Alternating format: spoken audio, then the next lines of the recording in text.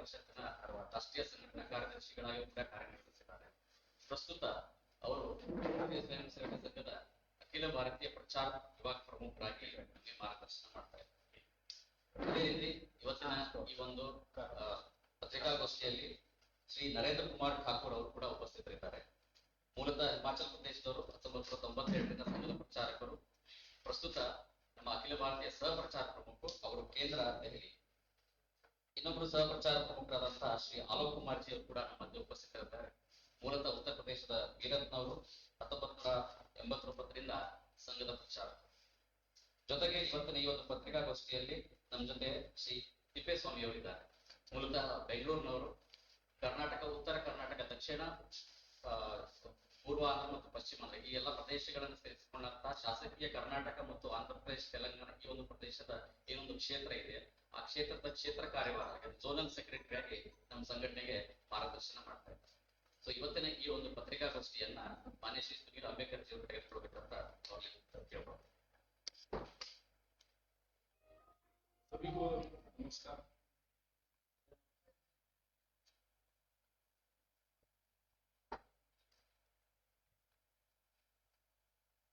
सभी को नमस्ते।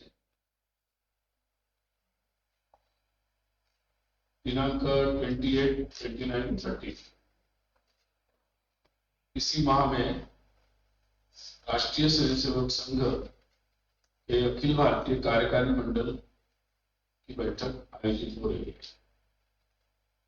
हम सभी जानते हैं कि यह बैठक प्रतिवर्ष होती है और मार्च में अखिल भारतीय प्रतिनिधि सभा होती है और सामान्यतः दीपावली के पूर्व अक्टूबर के अंत में यह कार्यकारी मंडल की बैठक आयोजित होती है। बीच में लगभग सारी बैठकें 2020 के प्रारंभ से अप्रत्यक्ष ऑनलाइन में हुई या आधे लोग आए आधे ऑनलाइन रहे, इस तरह से हुई है। जुलाई तक भी ऐसी बैठकें हुई है। अभी पहली बार ही उसके बाद पूर्ण उपस्थिति में ये कार्यकारी मंडल की बैठक हो रही है। 350 कार्यकर्ता अपेक्षित है। सभी जो संघ की दृष्टि से प्रांत है उसके माननीय संघचालक, कार्यवाह और प्रचारक, ये सभी प्रांतों के संघ के यहाँ अपेक्षित है और पूरा 3 दिन ये बैठक चलेगी। हम एक योजना बनाते हैं प्रतिवर्ष और फिर उसके अनुसार पूरे वर्ष भर का कार्य चलता है। तो ये जब अक्टूबर में हम लोग मिलते हैं तो सामान्यतः कार्य की थोड़ी समीक्षा भी करते हैं और आगामी योजना के बारे में भी, उसका अनुवर्तन, उसका फॉलो कैसे करेंगे उसके बारे में भी विचार यहाँ करते हैं। तो यहाँ इस संदर्भ में काफी विस्तार से चर्चा यहाँ पर होगी। अभी मुख्यतः कार्य विस्तार के बारे में इस बैठक में चर्चा होगी और उसकी समीक्षा भी होगी और उसके लिए जो कार्यकर्ताओं की गुणवत्ता है, उनके विकास है, उसके संदर्भ में भी यहाँ पर समीक्षा और उसकी योजना पर विस्तार से चर्चा होगी। हम जानते हैं कि बांग्लादेश में कुछ दिनों से बहुत बड़ी मात्रा में हिंदुओं पर, विशेषकर दुर्गा पूजा का जो उत्सव था, उस पर बहुत सारे हमले हुए। पूजा के जो मंडप थे उन पर भी हमले हुए। बहुत सारी घटनाएं वहां पर हुई और बहुत सारे लोग हताहत भी हुए। पूरी दुनिया भर में इसका निषेध भी हो रहा है। उस संदर्भ में भी यहाँ पर चिंता होगी, इसकी बैठक में चर्चा होगी और अगर सबका मन बनता है कार्यकारी मंडल में चर्चा होगी तो प्रस्ताव भी होने की संभावना है। उसके बारे में आपको बाद में जानकारी देंगे। वैसे ही आप जानते हैं कि देश में आजादी 75 अमृत महोत्सव का मनाया जा रहा है। तो स्वाधीनता के 75 वर्ष होने पर स्वाभाविक ही देश भर में इस दृष्टि से अनेक प्रकार के जो कार्यक्रम है उनके आयोजन भी होंगे, उस पर भी यहाँ पर विचार विमर्श होगा। मुख्यतः स्वाधीनता के बारे में जो हमारा स्व है, यानी हमारे देश का जो स्वाभिमान है और देश की जो स्वभाषा स्वदेश ये सारे जो स्व के विषय थे वो उसका विषय था। कई सारे ऐसे लोग हैं जो अनसंग रह गए, मतलब जिनको सामने नहीं लाया, उसको भी सामने लाना और उस पर एक लोक जागरण ऐसा कुछ विचार चला है। उस पर इस बैठक में विस्तार से चर्चा होगी। और विशेषकर सारी बैठक में कोरोना के जितने भी प्रोटोकॉल है उनका भी सब पालन करेंगे। स्वाभाविक ही जो तीसरे वेव की एक संभावना को बताया जा रहा था, तो अपने संघ की योजना से और सेवा भारती वगैरह सब मिलाकर देश भर में उस दृष्टि से कुछ कार्यकर्ताओं का एक विशेष प्रशिक्षण के बारे में कुछ विचार हुआ था।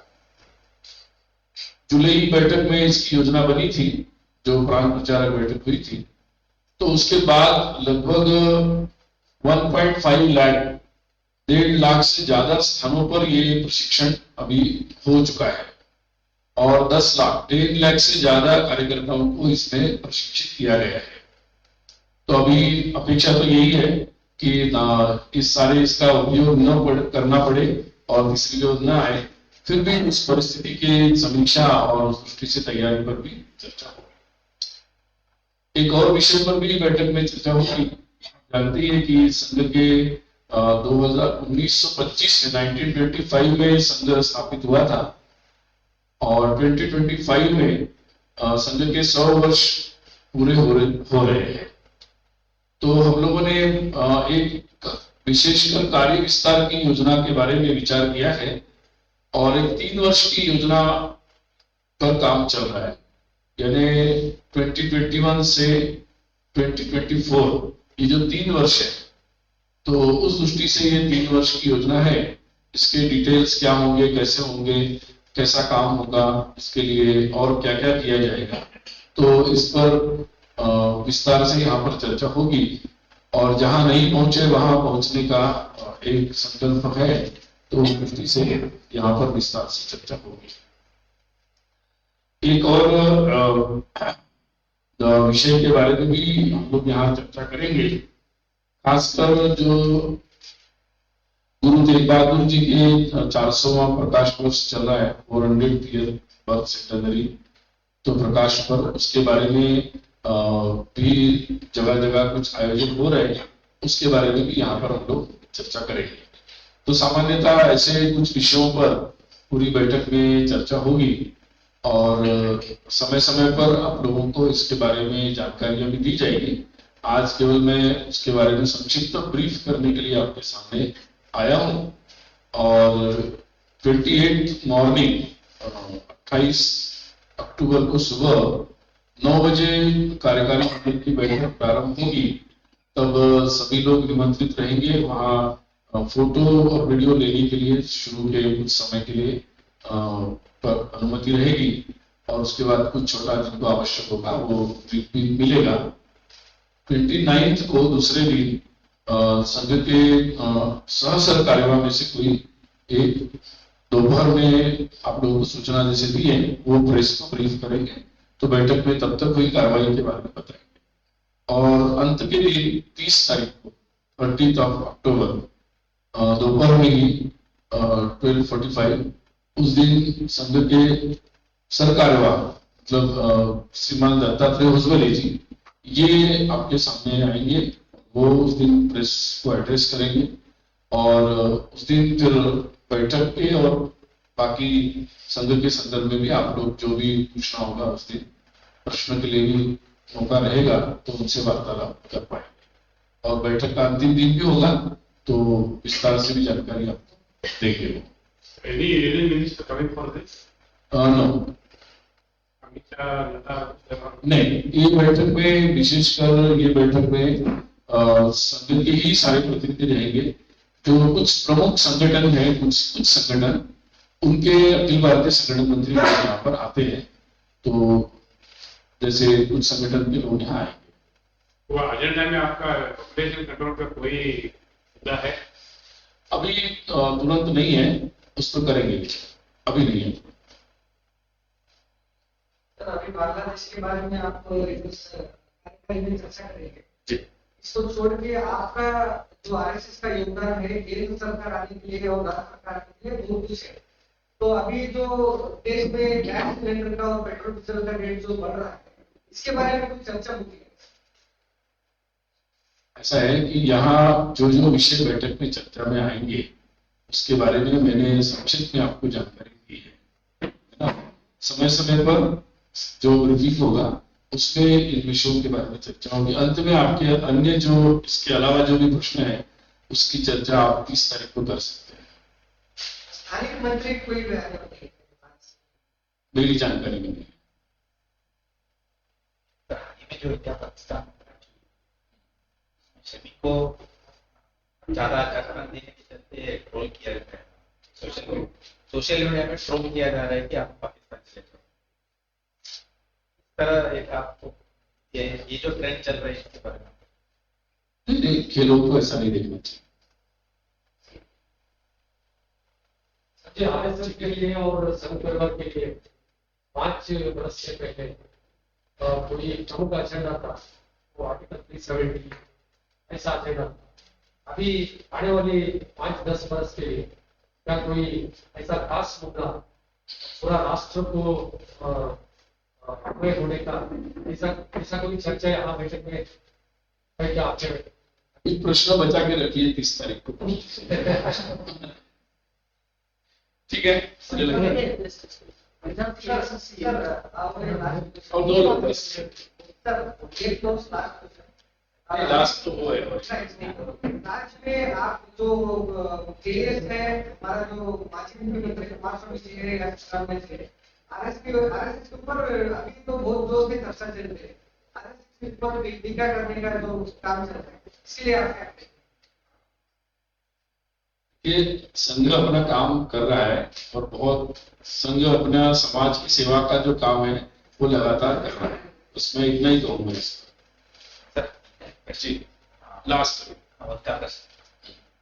पंजाब के मुख्यमंत्री कैप्टन अमरिंदर सिंह जो है पाकिस्तानी अधिकारियों के साथ रहने वाली कुछ फोटोज प्रकाशित करी, सोशल वायरल हो, तो उसके बारे में संकट अभी ये सब आप 30 के लिए बचा के रखिए। आज तो बैठक के बारे में आज बैठक के बारे में ब्रीफ है, हम लोग उसी पर सीमित रहेंगे आज।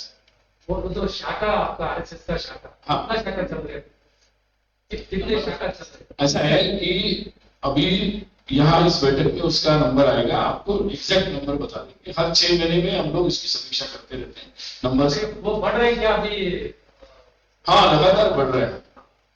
अभी हम लोगों का जो पिछली जुलाई में हम लोग मिले थे तो सामान्यतः 70% से ज्यादा शाखाएं मैदान में आ गई। जैसे जैसे कोरोना प्रोटोकॉल जगह जगह पर खुल रहा है तो सामान्य शाखाओं का मैदान में चलना प्रारंभ हो गया है। अभी मुझे लगता है कि काफी ज्यादा हो गया होगा, लेकिन एग्जैक्टली यहाँ जब आएंगे तो आपको हम नंबर्स की दृष्टि से ठीक से बता पाएंगे। ठीक, नमस्ते। ಇವತ್ತಿನ ಈ ಒಂದು ಪತ್ರಿಕಾಗೋಷ್ಠಿಗೆ ಆಗಮಿಸಿದಂತಹ ಎಲ್ಲ ಪತ್ರಕರ್ತ ಬಂಧುಗಳಿಗೆ ರಾಷ್ಟ್ರೀಯ ಸ್ವಯಂ ಸೇವಕ ಸಂಘದ ಪರವಾಗಿ ಧನ್ಯವಾದಗಳನ್ನು ಅರ್ಪಿಸುತ್ತೇನೆ। ಕಾರ್ಯಕ್ರಮದ ಪಕ್ಕದ ಹಾಲ್ನಲ್ಲಿ ಭೋಜನ ವ್ಯವಸ್ಥೆ ಎಲ್ಲರೂ ದಯವಿಟ್ಟು ಸ್ವೀಕರಿಸಿರಬೇಕು। ಈಗ ಹೇಳಿದಂತೆ ಮುಂದಿನ ಎಲ್ಲಾ ಪತ್ರಿಕಾಗೋಷ್ಠಿಗಳಿಗೆ ಸಂಬಂಧಪಟ್ಟಂತೆ ಒಂದು ರಿವೈಸ್ಡ್ ಟೈಮ್ ಟೇಬಲ್ ಅನ್ನ ಮಾತಾಡೋದ್ರ ಜೊತೆ ಶೇರ್ ಮಾಡ್ತೇವೆ। ಇದೇ ರೀತಿ ವಾಹನದ ವ್ಯವಸ್ಥೆ ಕೂಡ ಅದೇ ಪಾಯಿಂಟ್ ಇಂದ ಇರುತ್ತೆ, ಅದರಲ್ಲೂ ಕೂಡ ಮುಂದಿನ ಪತ್ರಿಕಾಗೋಷ್ಠಿಗಳು ಬರಬೇಕಂತ ಊಟದ ನಂತರ ಈ ಪಾಸ್ಗಳನ್ನ ಅಲ್ಲಿ ಒಂದು ಬಾಕ್ಸ್ ಇರುತ್ತೆ, ಬಾಕ್ಸ್ ಲೇಟಾಗಿ ಮತ್ತೆ ನಾಳೆ ಬಂದಾಗ ಕೊಡ್ಲಿಕ್ಕೆ ಅನುಕೂಲ। तो आपका बहुत धन्यवाद और मुझे ये पक्का विश्वास है कि आप लोगों का हमेशा की तरह राष्ट्रीय स्वयंसेवक संघ के इस सारे बैठक और कार्य